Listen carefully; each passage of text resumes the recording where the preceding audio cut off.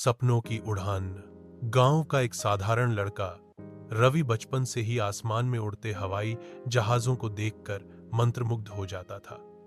जब भी कोई विमान उसके गांव के ऊपर से गुजरता, वह घंटों आसमान की ओर देखकर सपनों में खो जाता। उसका सपना था कि एक दिन वह भी हवाई जहाज उड़ाए, लेकिन उसके परिवार की आर्थिक स्थिति बहुत कमजोर थी। पिता खेतों में मजदूरी करते और मां घरों में काम करके घर का खर्च चलाती थी। अक्सर पड़ोसी और रिश्तेदार कहते, इतने बड़े सपने मत देखो रवि, तुम्हारे बस की बात नहीं। यह बातें सुनकर रवि दुखी होता, लेकिन उसके मन की आग और भी तेज हो जाती। स्कूल में रवि हमेशा मेहनत करता और पढ़ाई में अच्छा रहता।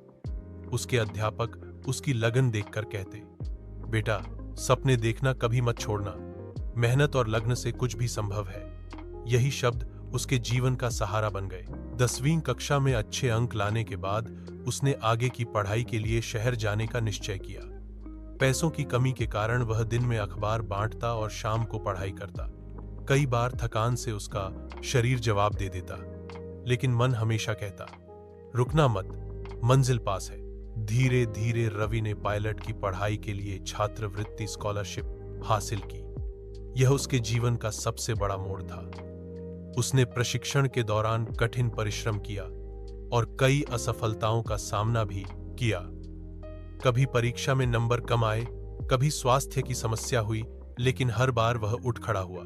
सालों की मेहनत और संघर्ष के बाद आखिर वह दिन आया जब रवि को वर्दी पहनकर अपने पहले विमान को उड़ाने का अवसर मिला।